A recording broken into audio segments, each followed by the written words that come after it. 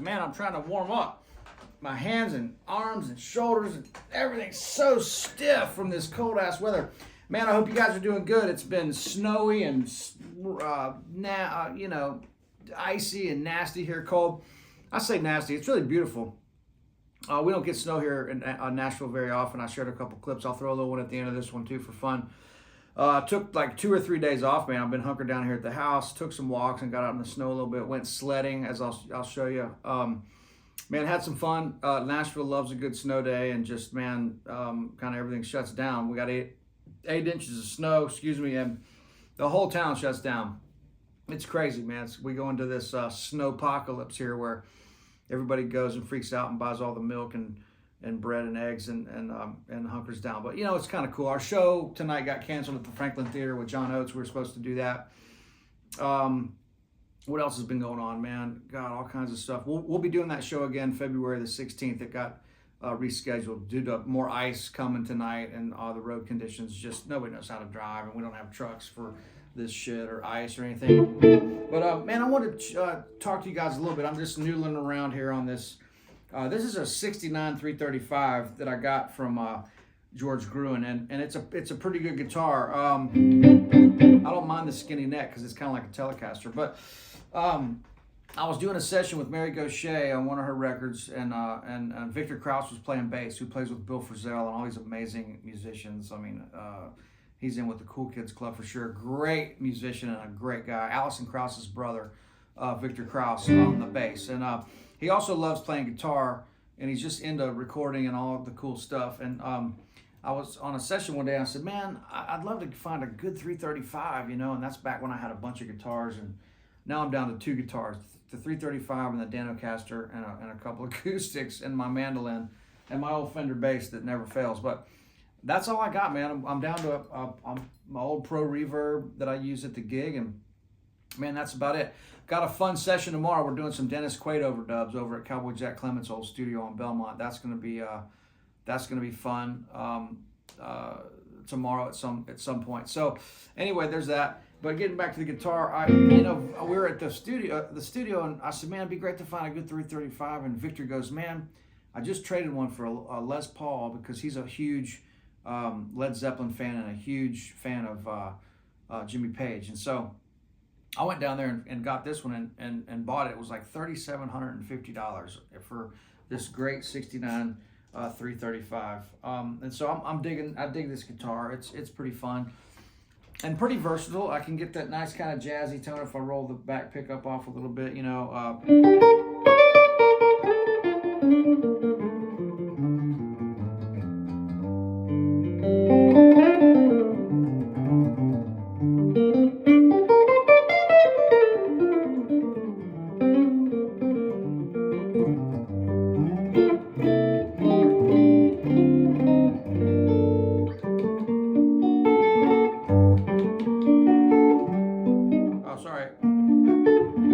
The 007 chord, the spy chord. If you're in minor, if you're in G minor, play a D minor triad, and then put the B flat on the bass. It gives you a really weird ending chord if you want to be weird at the gig. Anyway, I get lots of weird looks from the other people in the band. Anyway, moving right along. Hey, so here's the thing, guys. We hear these terms a lot called, phrasing and named musical, and he's in the groove, and he's in the pocket, and all we throw on these terms, and I don't know if everybody even really knows what they mean. I mean, these loose terms like artist and things like that. Oh my God, don't even get me started in this town. With how loosely some of these terms are thrown around, producer and all this stuff. And yeah, there's a lot of really amazing ones here, but there's a lot of self-proclaimed ones here also. But the main one I wanted to talk about is phrasing. And so we want to know, what is phrasing? Well, pushing up on this subject a little bit, first of all, phrasing is, the music is so much like a language, because it is a language, and the parallels are so just unbelievably relevant. And so we have to think of like, okay, music is like a conversation. It's taking all these people are talking, but you have to find your spot. You don't want to cut somebody off. You got to listen really good. You know, you got to be a good conversationalist. And those people that are aware of those things in their social lives are probably going to end up being pretty good musicians, because that's what it comes down to. You're using your ears and you're listening so much. And so that's what being musical means. It's like, to be a good guitar player is one thing, but to be a good musician and a well-rounded musician, that's a whole other list of qualities that people have, you know. Dynamic and sensible, being able to navigate through a lot of different kinds of music and do the right thing. And so being a good musician doesn't necessarily doesn't necessarily mean chops and all this stuff. It could just mean that you've got the right awareness of what's going on around you in any given situation, much like reading the room at a dinner party or something like that. You know, you've all been there when somebody's been overzealous and obnoxious, and you're just like, man, I can't wait till this guy gets out of here so we can get back to having an adult conversation. And so there's there's a lot of parallels there that I see, and the more I think about this. And so, but phrasing is, to me, it's a musical phrase, which means there's melody, and it's going somewhere. There's a starting, a middle, a start, a middle, and an end. And it could be something really simple, or it could be something really complicated.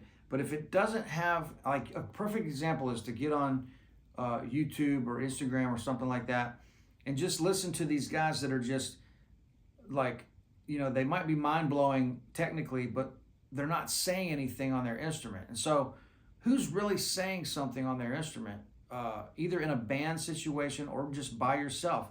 But it could be something as simple as, like, if I'm in G7,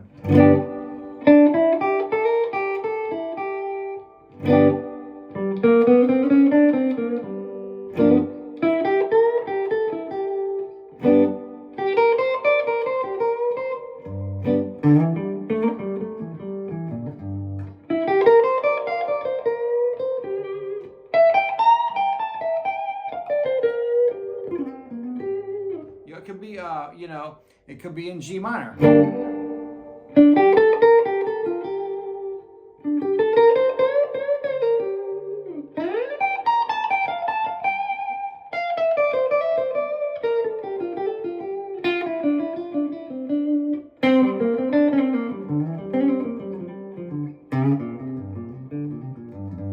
And so it's having a cadence and having a flow and a rhythm to it, much like taking the alphabet, creating words, and creating a statement or a sentence or something that makes sense. And so I really want to push up on this, guys, because it's all about listening, ultimately listening. That's the one thing that people are not talking about on lessons and the internet and social media is they want to talk about all the mechanics and all this other stuff, but they're not talking about the biggest elephant in the room, which is listening and hearing what you're playing.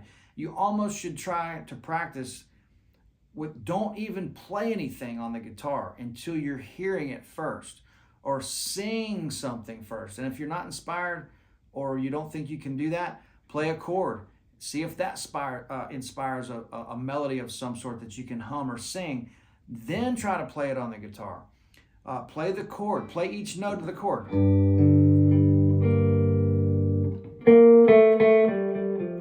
You know, take one of these notes.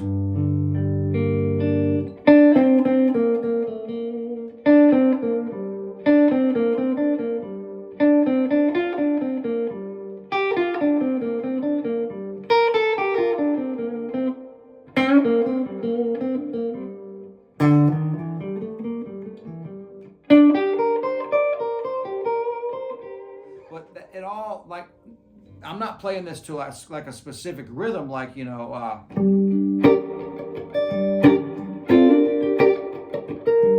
there's not a rhythm going down while I'm playing this, but the musical statements that are coming out, they have a starting, a middle, and an end. And so there's a phrase there. It could be something as simple as this. If I'm in G major,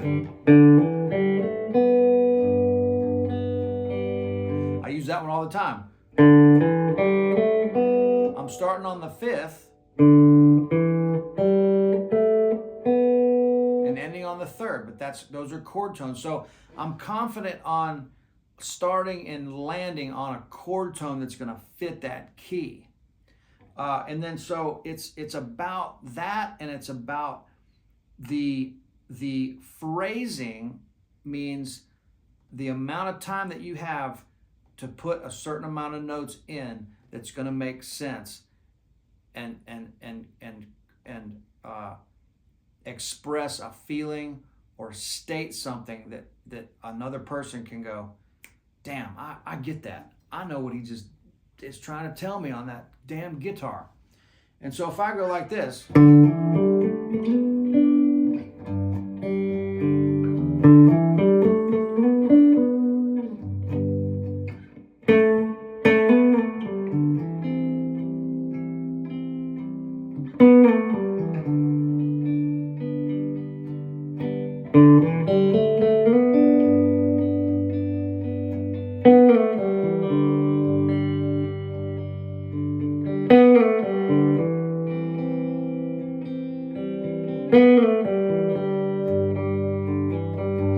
do it in the open positions just so you can hear how this doesn't have to be complicated. So again, like a little G major, starting on D.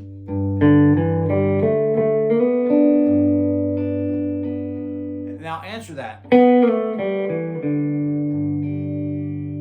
Again.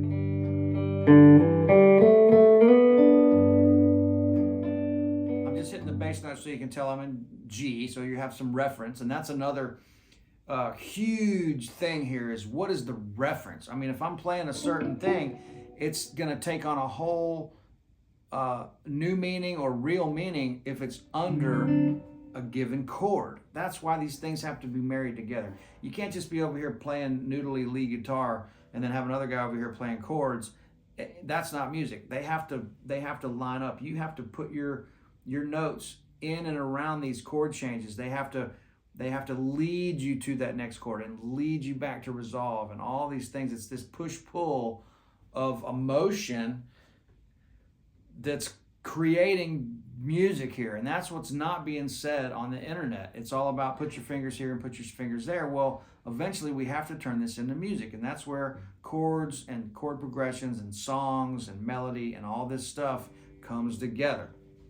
So I'm pushing up on you guys a little bit to focus on some of this, but let's just get to this really simple example again. So I'm going to do this starting on the D note.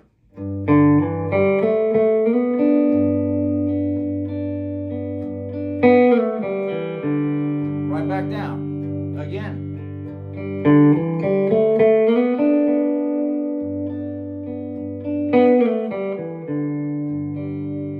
Now to go to C.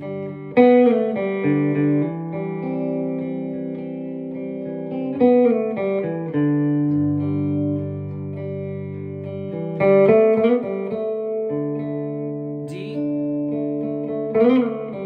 Sorry.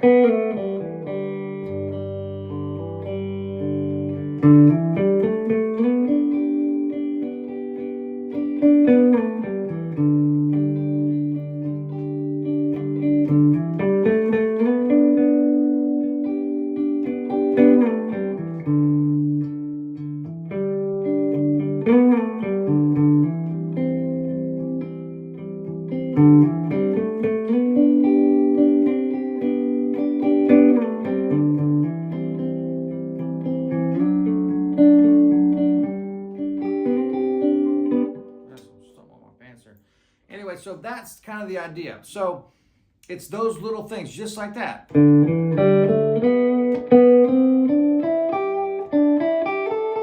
So that leads me to this phrasing exercise, and I've done it in G major before, or a major key in this position. This exercise. I'm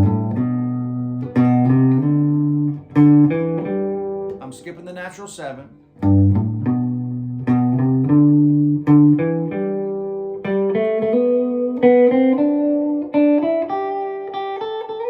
Back down.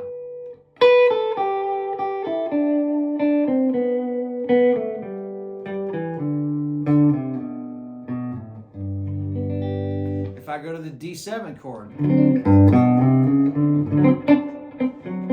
try it here. This is my D7 chord, D7, the 5 of G. I'm going to play the D7 dominant scale. So watch this.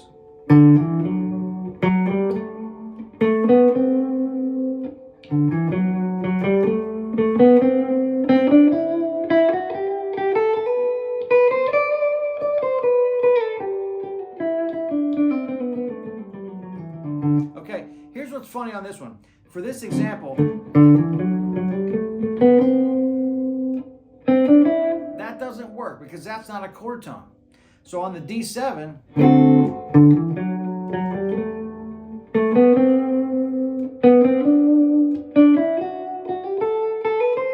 you got to switch it up.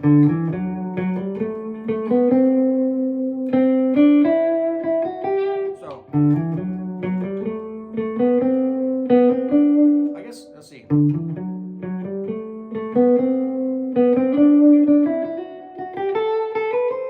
That works if I go 1, 2, 3, 3, 4, 5, 5, 6, flat 7. So then, because I got to get to the root. So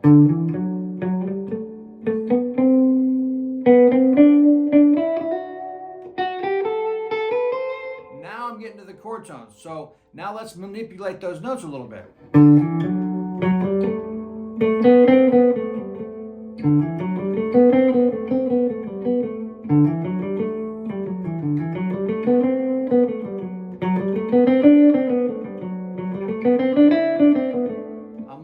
But I'm resolving on the chord tones, which makes it stick to this.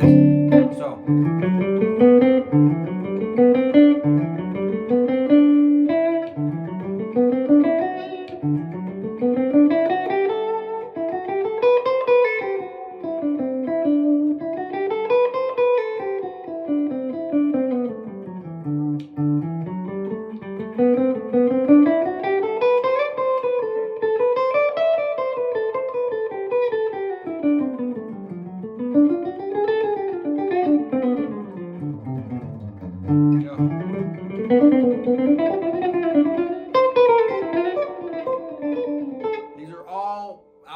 from just that.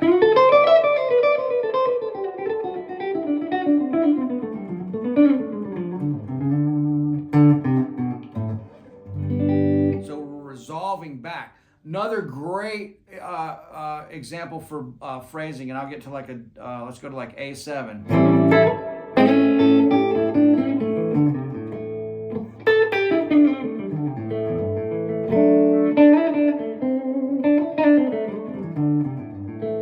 These blues phrases, just stuff like this. Just get on this and go.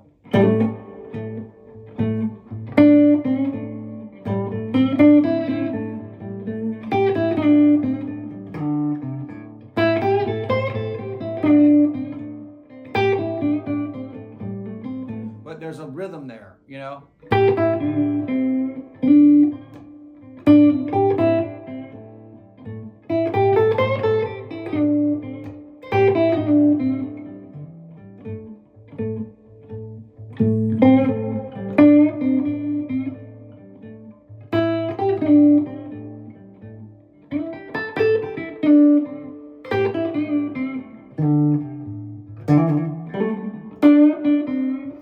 Maybe just go out of rhythm and go and just focus on doing some real soulful, you know.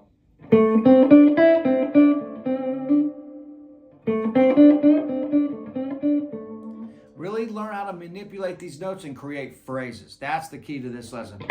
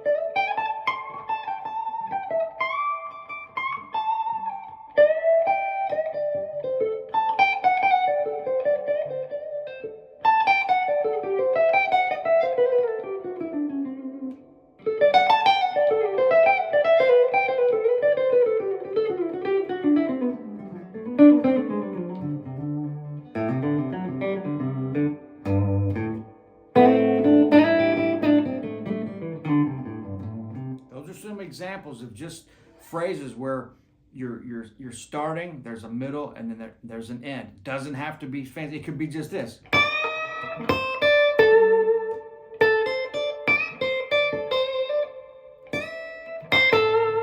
That's a phrase, right?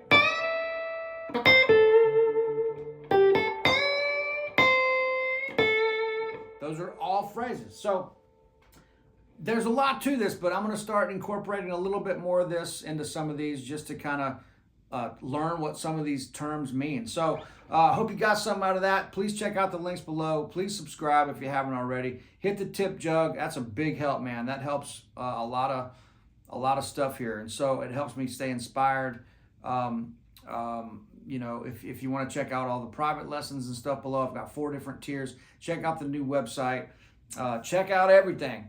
And so this is how we keep going, as you guys do, and whatever you guys are doing. And this is what I do. I do music and guitar. And so any help booking a lesson or spreading the word, man, we appreciate it. I'm not hiding here. Let's get out and do some shit. And booking the trio, we're booked 99.99999%. We're going to do March 19th and 20th, 9:30 on the 19th, 8 p.m. on the 20th at the Bitter End in New York City. The GT Trio with some special guests, New York Slicksters. Come on down and see us at the Bitter End. I'll be promoting that all over everything.